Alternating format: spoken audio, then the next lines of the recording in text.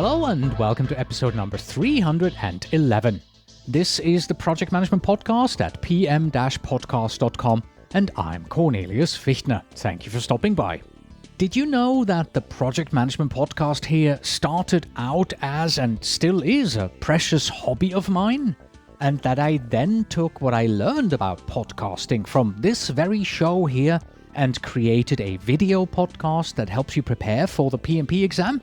Of course you do, because I keep talking about it all the time.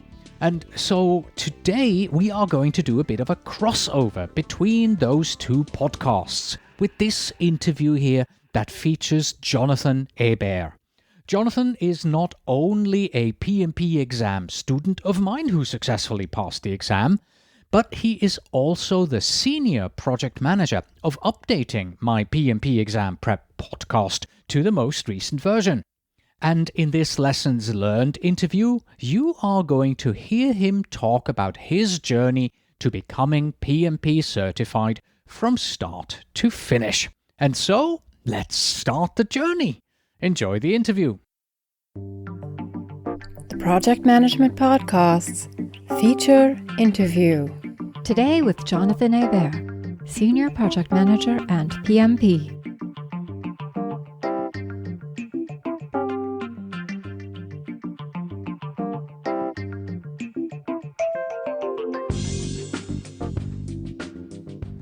Hello and welcome to the Project Management Prepcast. I'm your instructor, Cornelius Fichtner. You can find us at pmprepcast.com, and our growing list of more free PMP exam resources is at pmprepcast.com/free.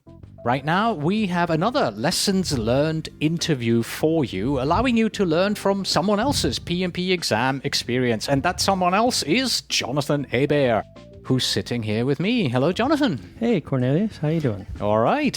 Now, before we get started, let me first remind everyone else of the fact that the rules of the PMP exam are such that we are not allowed to discuss any specific questions that come from the exam, but we will discuss your overall experience, your general thoughts on the process, and of course also your recommendations to our listeners. But we also have to put in a big disclaimer here because your experience, Jonathan, has a special twist. You were part of the project team that helped update the Project Management Prepcast to the PMBOK Guide 5th edition. So we had all these 4th edition slides and they needed to be updated to the 5th edition. And I think you were the only non-PMP on the team, and I put you in charge of that team.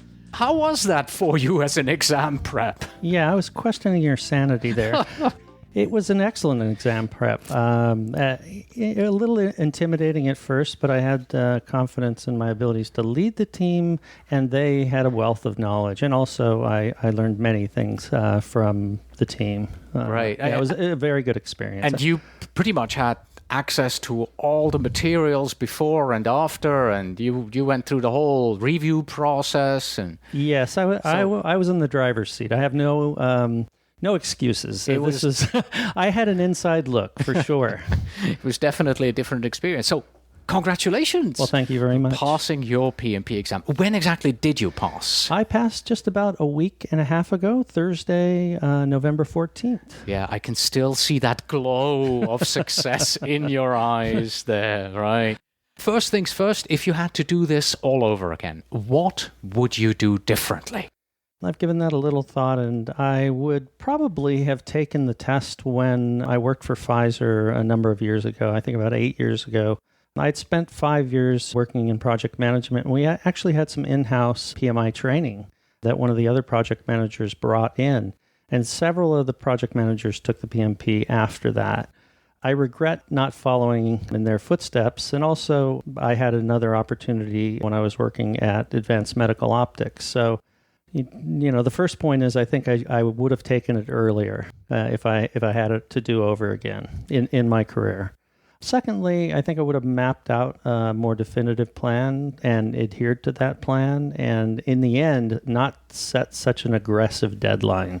Because after I finished the things that were delaying me and my own foot dragging, I set a really aggressive deadline and stuck to that pretty much. Okay. Why did you choose to become a PMP?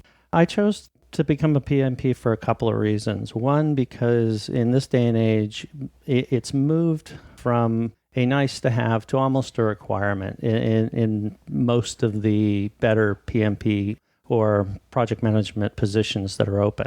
Secondly, I think it signifies, something like most credentials do, that you absorbed material, that you learned material, that material is going to make you a better project manager, and it's something that proves that you're a project manager. I think a lot of people are quote-unquote project managers, and they don't really have the background or training necessary. Yeah, the accidental project manager. Many of us started that way. Exactly. Yeah.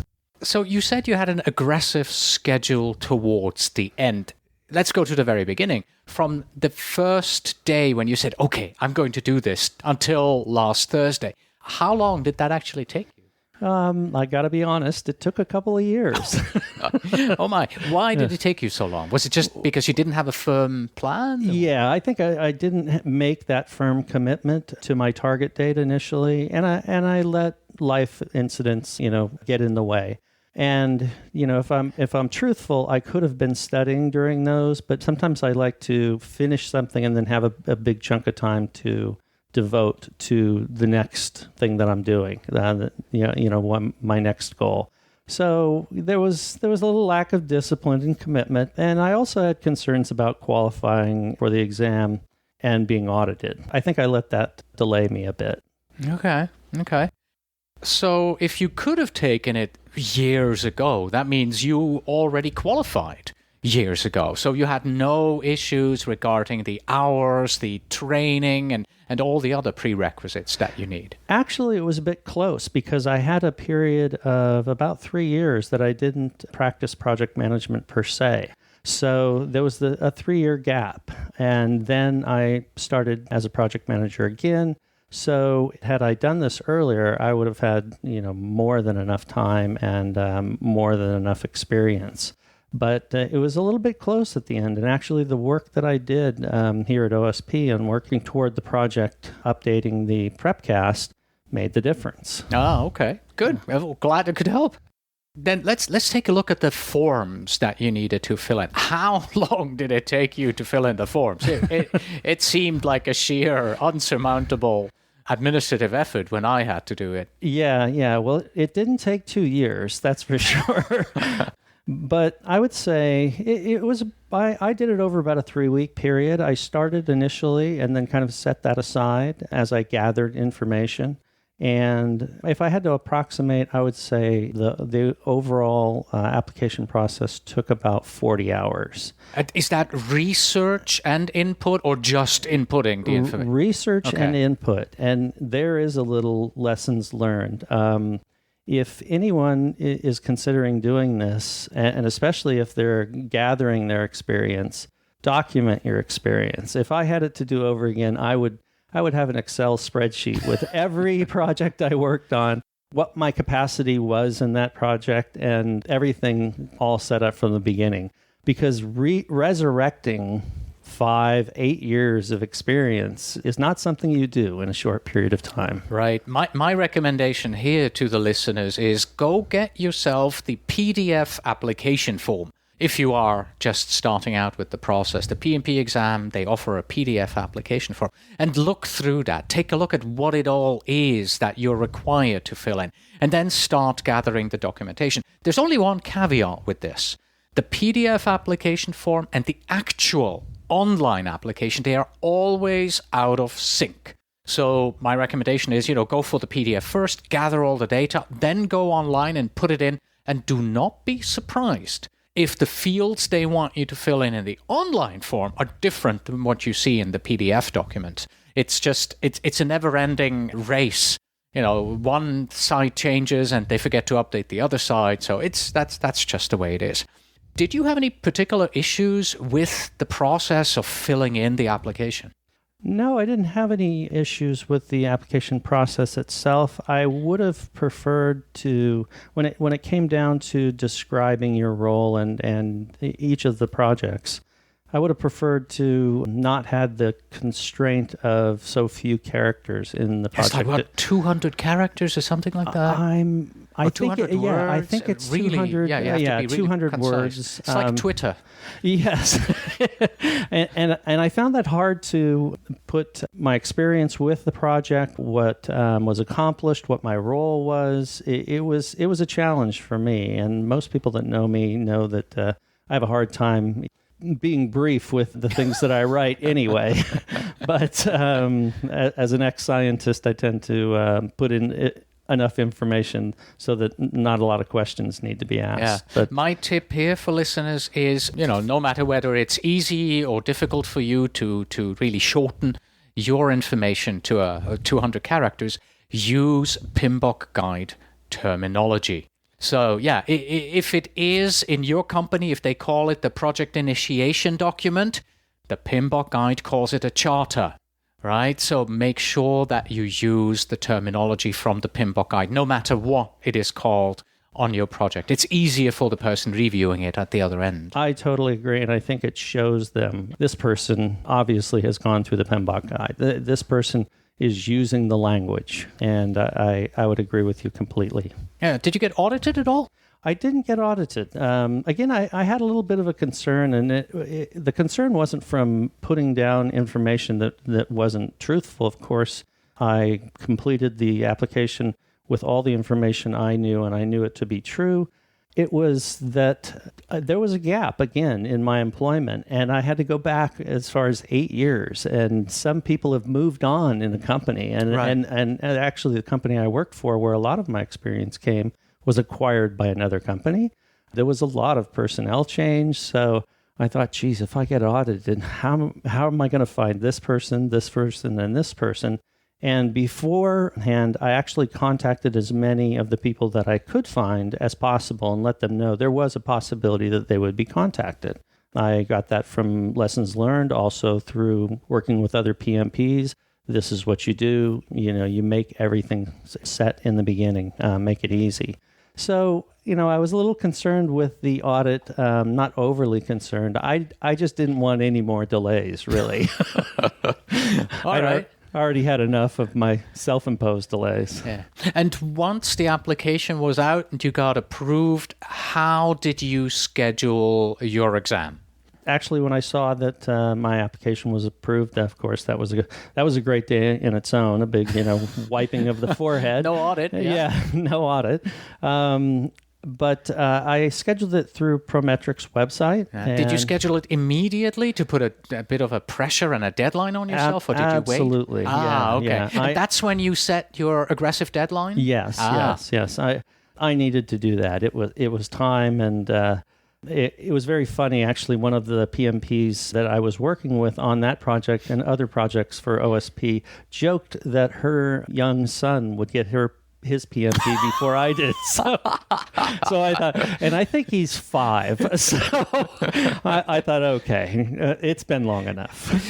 All right. So you had your PMP exam scheduled, and we'll get into how exactly you prepared for a moment. But let's fast forward to a few days before the exam, because you weren't feeling well. You had to reschedule the exam. How did that go down? Yeah, I wanted to be at my best. I wasn't feeling really good. It was affecting my ability to remember. I was having headaches, and I opted to be safe. This is a lot of preparation. There's no reason that you can't postpone this if you run into a situation like this. And that was easy. That was just going to the Prometric website, choosing another date, and rescheduling. Of course, there was a $70 fee, but it was a small fee for the extra week of preparation. Okay. And knowing that I would be at my best. Yeah, and I think there is some sort of a limit. Is it 30 days before the exam? It's free, or is it more than that? I don't remember. Yes, I don't remember the exact restrictions, but within a few days, I think it's within 2 or 3 days, you can reschedule. After that, there's no rescheduling. There's just an option to cancel, and that's an expensive option. Yeah. Okay, so we have just skipped over a humongously long or important period of the time here. Let's go back. preparing for the exam. How did you prepare for the exam, other than being on the team that updated our prepcast and being exposed to PMP-isms every single day for months and months? Yeah, other than that, and that was huge. I mean, I can't minimize that at all. I bought study guides, bought two actually. One was the recommended study guide that is the PMP, Prepare for PMP Success. And then I bought one that is very common, I think, for most PMP aspirants, and they've heard of it. It's Rita Mulcahy's PMP prep book. And I found that to be the best prep book. Okay, so out of the two, you prefer Rita Mulcahy over PMP Exam Prep Success? Yeah, I don't even think there's really a comparison. Oh, okay. In my opinion.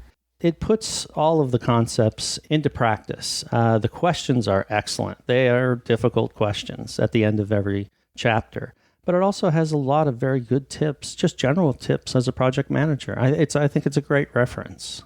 And I was very pleased with that prep book. How many times did you read the PMBOK guide?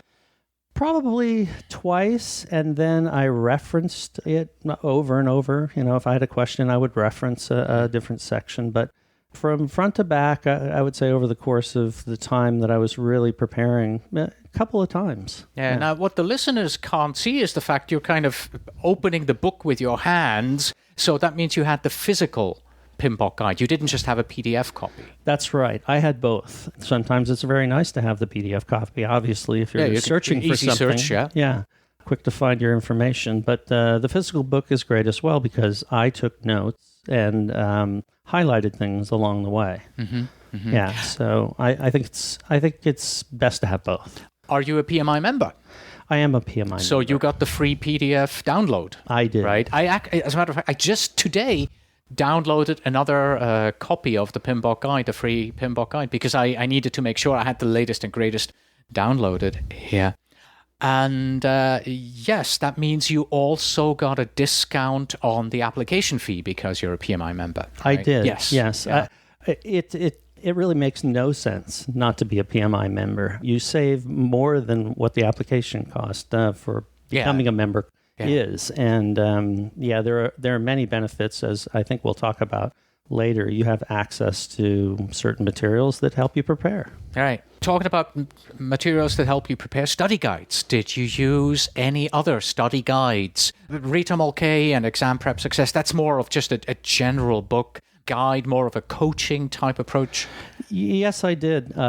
Fortunately, OSP, as you know, has something called the PM Study Coach. Ah, okay. So you used the study coach. I did. I used that as a general outline. Did I give you free access to all our stuff? I think you did. Again, I question your sanity sometimes, and obviously you're not in it all for the profit. That's for sure. Anybody that knows you knows that you like to help people, and yes, I appreciate access to everything. So I did. I used the PM Study Coach as an outline, and I also used a number of other things. I think we'll go into those, but Oliver Lehman's questions, for instance, right? And the PMI members, tough, aren't they? I don't think I've run into tougher questions. His questions really make you think, or your head hurt.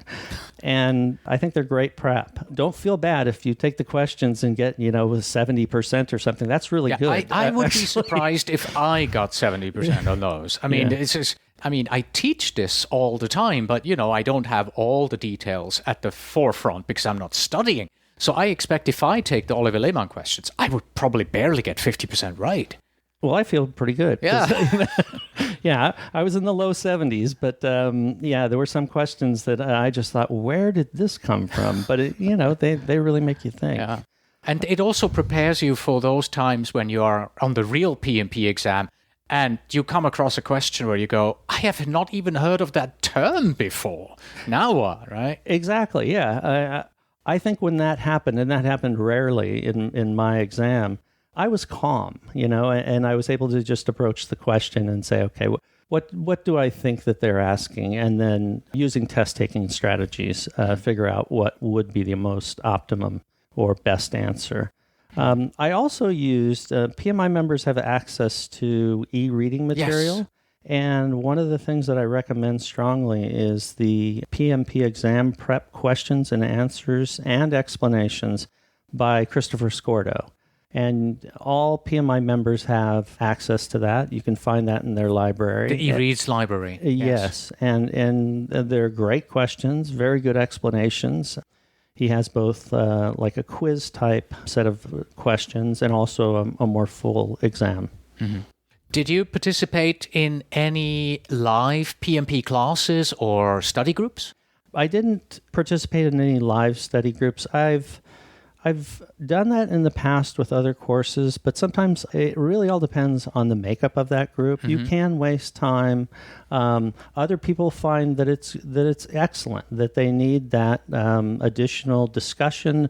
Maybe it helps to cement a concept.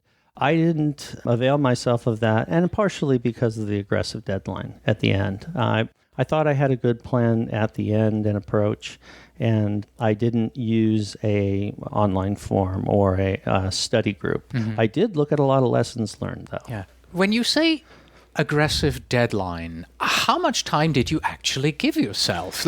So you got your approval, you went to Prometric, you scheduled your exam. How many weeks out did you schedule it? I scheduled it out 12 weeks. 12 weeks, yeah. Okay. And how much study effort, self-study, did you then put into getting ready? So in addition to everything that we have talked about... Already talked about, yeah, which is about, 12,000 hours or something like that? Yes. It took, because of the rescheduling, it took 13 weeks, actually, yep. And I would say it's close to 500 hours. Okay, so that's about 10, 11, 12 weeks, which is roughly what I tell people. That's about the time that you need to put in. Yeah, and understand, I had more time than most. I was working part-time consulting, so anybody that feels like they can do this in a shorter period of time, I take my hat off to you, but I wonder how much you're going to retain. Yeah, I recently had to talk somebody out of trying to get PMP certified within 30 days. Oh my goodness. Yes, starting from zero within 30, not even having the application filled in. I need to do this by the end of the month. My boss makes me do this. I'm like, there's only one thing you can do, and that is fail. Yeah, I'm okay with stretch goals, but that's ridiculous. Yeah, that is just a goal. You're bound to fail. How did you remember all the formulas? Well, I'm sort of left brain, so I do pretty well with ex-scientist. Math and science, and I tend to retain equations, I think, easier than most people, but there are a lot of equations. So I looked at the equations, and I think if you look at the equations, they make sense. You learn the equations. For instance, what's the work remaining divided by the budget, or the budget divided by the work remaining? Well, you take BAC and you subtract what's been done, the work, EV, and that's the work remaining. Or the budget remaining. You take BAC or EAC and you subtract what the actual costs were. So you don't have to remember or memorize as much if you understand what the equations themselves are saying, and they make a lot of sense. I also use the PM Formula Study Guide. Of course, yes. You got access to all our free things. Why not? And it has 107 questions that are just math and formula-based questions. And if you can get through with those, you're going to be able to do fine with anything. Actually, when you got it, it only had 105. That's because right. In the meantime, we added a couple more formulas that we realized suddenly seem to be on the exam, and we added 2 more questions there as well. That's right. I was not given the full 107. I feel bad only about 105. That. Yeah. Okay. Yeah. Did you participate in any online forums at all, like Google Forums, Yahoo Forums, or we have our own forum on the Prepcast website? I did participate in that, and I visited the lessons learned and read lessons learned from a number of people, and there were some really good tips. So I highly recommend that to any aspect. Yeah, if anyone out there wants to go there, it's really simple. It's pmprepcast.com/LL, as in lessons learned. It will take you to dozens and dozens of lessons learned. We get at least 1 or 2 every day that are being added to this. Did you memorize anything for the exam? Really learn by heart?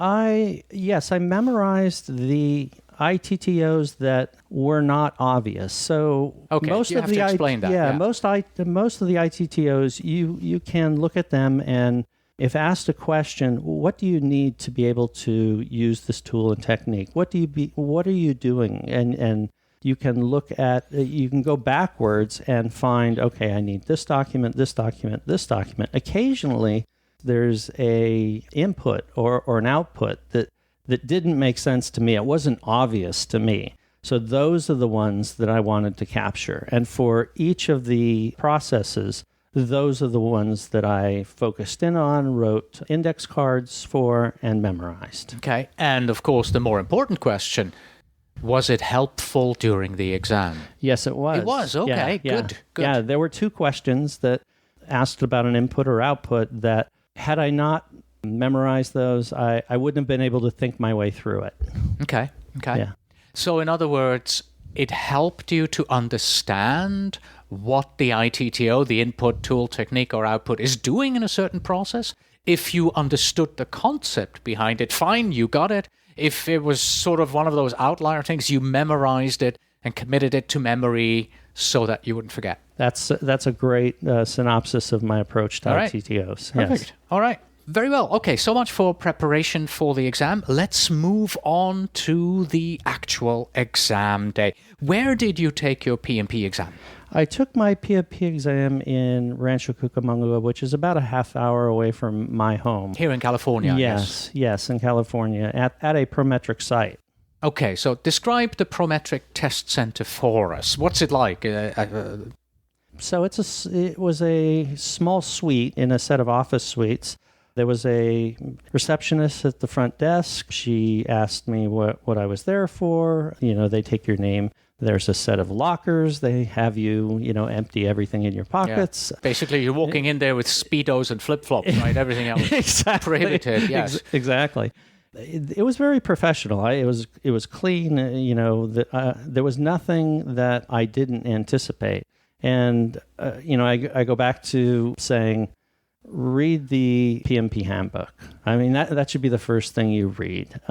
It will tell you what to expect. So I was prepared for what I found there. Mm-hmm. There was good lighting. It was a very quiet room, so I didn't have to worry about noise too much.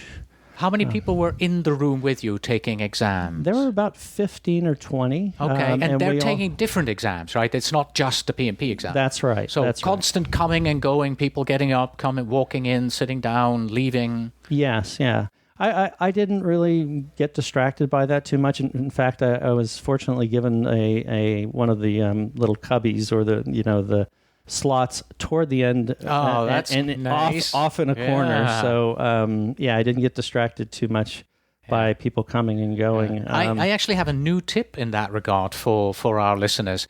I only recently realized that if you want to prepare yourself for that kind of distracting environment, everybody needs an exam simulator, right? You need to have an exam simulator. It allows you to prepare, okay? Take your laptop, go to a public place. Here in the United States, I recommend, Starbucks or some other coffee shop where they have Wi-Fi. Sit down in the middle of the coffee shop and take a 4-hour exam at the coffee shop, a sample exam.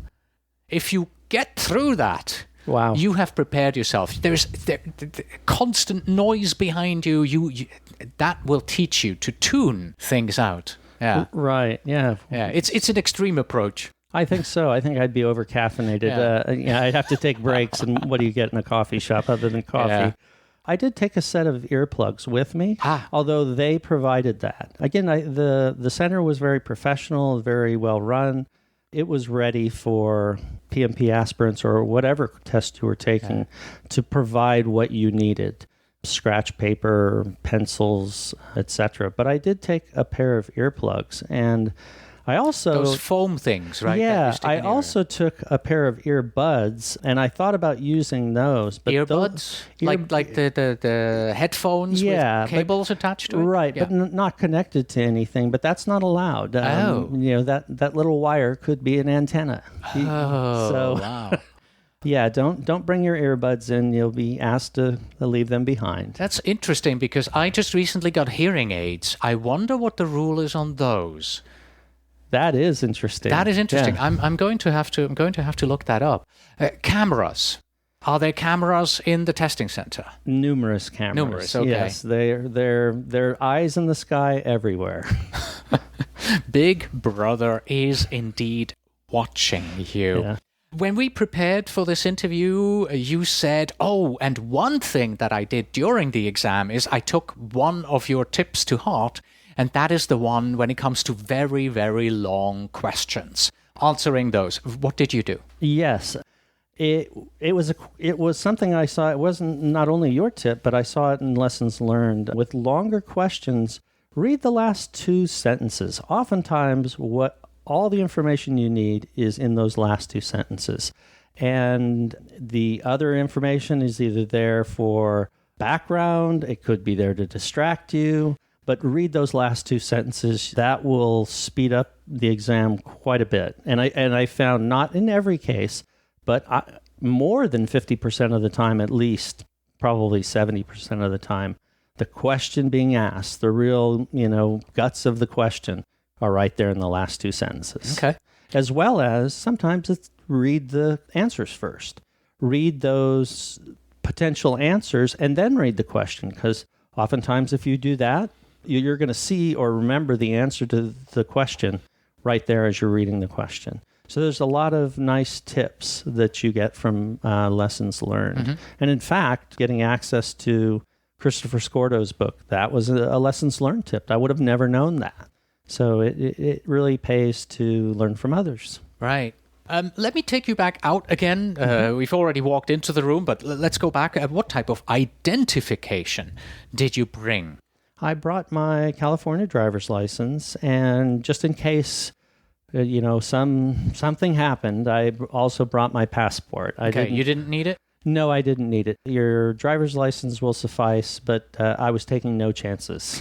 Did your name on your driver's license match the name on your PMP application? Do you remember? Okay. It did exactly. Yes, because in my case, they never do. I have three first names and nobody ever gets it right. So, yeah. Did you use up all 4 hours of the exam? I did. I used up all 4 hours, but I did have 15 minutes or so at the end to go over my questions, anything that was marked. And when I was taking the exams from the OSP PM exam simulator, I had more time than I actually had during the actual exam. And I don't attribute that to the questions are easier or anything like that, because I think they're actually very good preparation for the exam. There's just a little bit of anxiety when you're taking the exam, and I wanted to make sure that I was doing well. So I took longer than I normally would, but I did have time at the end to check. How many questions did you mark for review? Do you remember? I probably marked 25 questions for review. Well, part of the strategy too was, if there was a long question and the answer, the question wasn't really contained in those last two sentences, or there was going to be a lot of calculations, I just marked it and went on.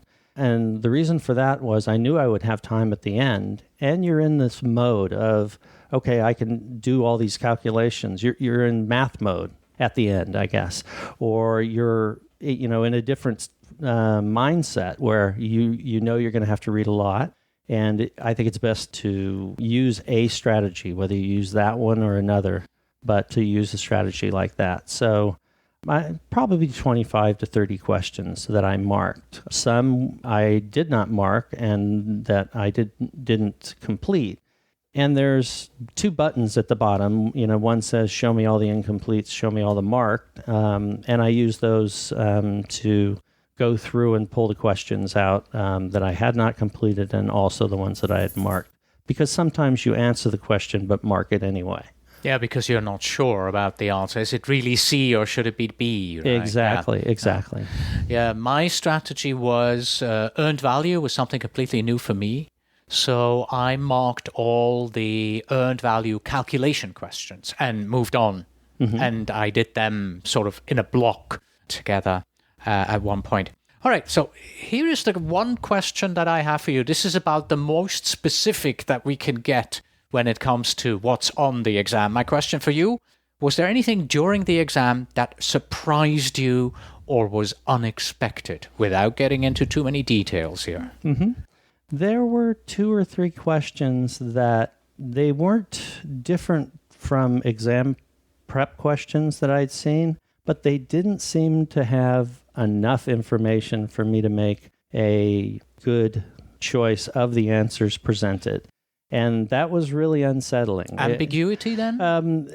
No, not so much. Just not enough there. Information Exactly. was missing or seemed like it was missing? Yeah, it just seemed like I needed more information on a few questions. So don't get rattled by that. You know, I'll give you that advice if that happens. And then also some of the answer choices, they contained, maybe the best answer contained a little extra information that I wondered, would I really go to the sponsor, for this, or would I include the sponsor in this decision? Probably not, but it was, the best answer of those that were available. So, yeah, there were a couple of surprises, but nothing major. Okay. Yeah. How nervous were you when you pressed the button that says end exam? Yeah, I have to be truthful. There was some anxiety, not because I didn't feel like I had done well. I typically do well at tests, and a multiple choice test that you have an advantage a little there anyway. But you just never know. I knew I didn't answer everything perfectly, so there was a little anxiety, and it seemed to take a long time. Yeah. And when you pressed that final button, did the system then do some final checks? Sort of, hey, you still have unanswered questions, you still have marked questions? Do you remember that? No, it didn't. It didn't say anything about marked questions that I remember. It would have, I believe, alerted you to unanswered questions, that's I right. guess. Yeah. That's right. But it just went through its little routine, of checking. And, of course, the exam is now scored differently, psychometrically. So it went through its algorithm, and I was very happy with the result. Yeah, and on the briefest moment here on this psychometric analysis, it basically means each exam is scored on its own merit. If you have a lot of very easy questions, you have to answer more correct.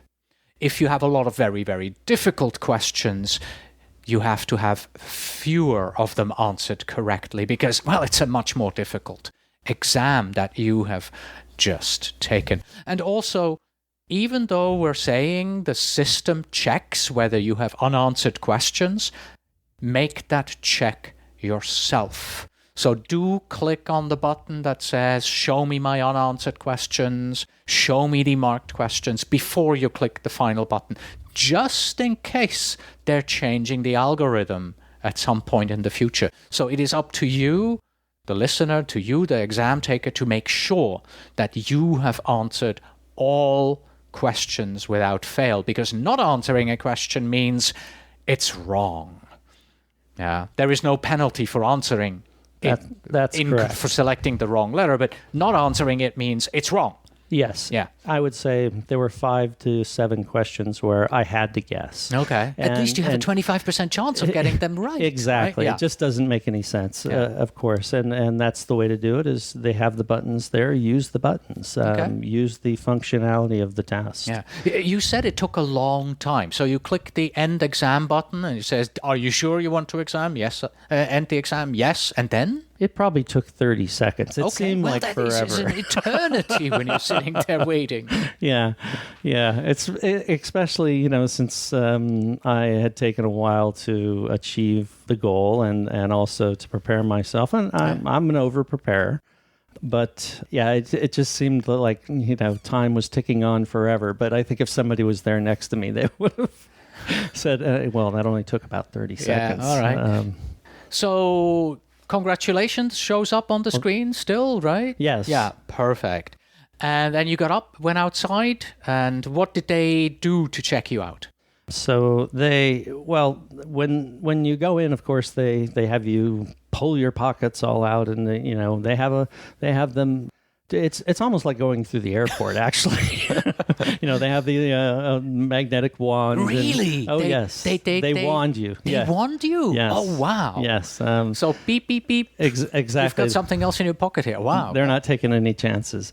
When I left, I took my scrap material, my pencils, and everything that I brought in that was provided to them, and I handed it back. You cannot take anything with nothing that you didn't have to begin with, which is just yourself and what you're wearing. Really, I do wear a pair of glasses. I was able to bring those in. Yeah, that's good. And they give everything back to you. They have you check out, and then they print out your results. Okay, so they print out your results. They hand that to you. I believe they also sign it, date it, and stamp it, right? They do. They have a stamp that leaves an impression. It's an official document. Right, and you definitely do not want to leave without that particular document. I believe we have that somewhere in our lessons learned. There was one of my students. He was on the final day when they were closing down that particular test center, and his record got lost. Oh. He never got the information from PMI that he's passed his exam. So when he called them up, they said, "What? We have no record of you taking the exam." But he had the piece of paper with the signature, with the stamp, the official documentation. And because he had that printout, he could prove, I was there. I took the exam. Here it is. And because of that, he got his certification. Oh, wow. Yeah, it's right that. Yeah. Don't fold that up, put it in your pocket, and and don't put it in a safe place, because it takes 4 to 6 weeks for them to send you your package of your official notification, everything officially, and that's really all you have between that time and. Have you checked the online PMP registry yet? Whether your name's in there? I should have, but you should have. Yeah. Let's do it. Is my iPad somewhere close here? No, it isn't. So, okay, we're not going to do that. Okay, so you're out there. They've given you everything. What was the first thing you did after you left the Prometric Test Center? I was starved. Actually, I didn't take a break to eat. I brought things to eat, and I recommend doing that. But I didn't take a break to eat. I just thought, I want to make sure I want to give this, this exam all my time. And if I had it to do over, I think I would have taken a quick break. So I ate something, and then I got on my phone and left my wife and 2 sons a text, letting them know that all that work was worth it and that I had passed the exam. And they immediately responded. I then called Cornelius and wanted to let him know that all of the help that he provided and all of his advice was not for naught, and that I'd passed the exam. Cool. I think I did a fist pump too. Yeah. Good. Now that you are PMP certified, what is next in your career? What's next is, right now I'm looking at different opportunities. I'm taking my time with that. I want to really find the right fit while I'm doing consulting work on the side. And I would like to get into a PMO. It's something that I've done some work on at a previous employer. And I would really like to either move directly into a PMO or do some project management and then move to a PMO. So all right. That's next on the list. Okay. I can also tell you, in the meantime, I grabbed the Android tablet that was lying here next to me. You are in the online registry right here. Jonathan Hebert, California. 14th of November, active PMP status. So, and even if you weren't in there, because you have passed the exam, because you've seen the congratulations, because you have the paper, you can already call yourself a PMP, even if PMI never gets back to you. All right. A few final questions here in closing. What's your favorite project management book? My favorite project management book is a book called IT Project Management. It's my favorite because most of my experience is in IT project management. Scientific IT project management is probably my niche, if I have a niche. And that's a really good book. A lot of practical advice. It really prepares you to manage projects from that IT perspective. And that book was written by Kathy Schwalb, and she is a professor at the University of Augsburg in Wisconsin. She teaches in the business administration program, and she teaches project management. So it's a very good book for anyone that does IT project management. Highly recommend that. And Kathy Schwalb is the name. Are you planning on taking any other certifications? Of course, I'm thinking about taking the PMI-ACP. It just so happens that Cornelius is sitting here in front of me, and I have another project for you. And he has a product. There's another podcast that prepares you for taking the PMI-ACP. Oh, that. As well as other consultants that work for the company that have a lot of experience with Agile. And I think that is also something you see on a lot of job postings as a qualification. You see a lot of Agile practice in place. So right. The PMI-ACP is something that I'm thinking of. It's not going to take 2 years. And also getting the certified Scrum Master. Yep, the CSM. Mm-hmm. Yes, is something that I'm also thinking about doing in the very near future. Okay. That fits completely because I do have a project that I'd like you to lead. Okay. And I'd like you to lead it using Agile practices. So that's perfect.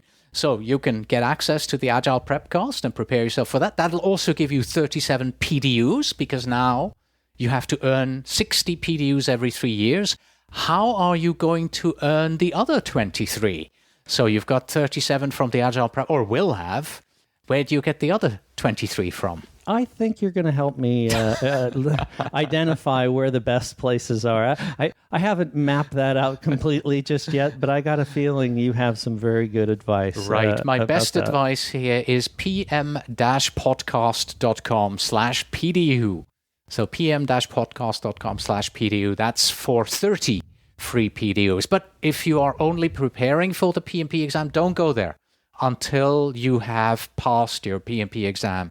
Do not go there before you have it.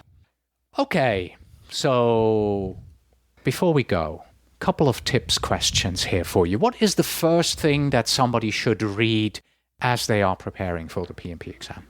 I would say it's definitely the PMP handbook, the credentials handbook. Why take a test if you don't understand what the test is what the makeup of the test is? Why take a test if you're, or put in a lot of work if you're not qualified?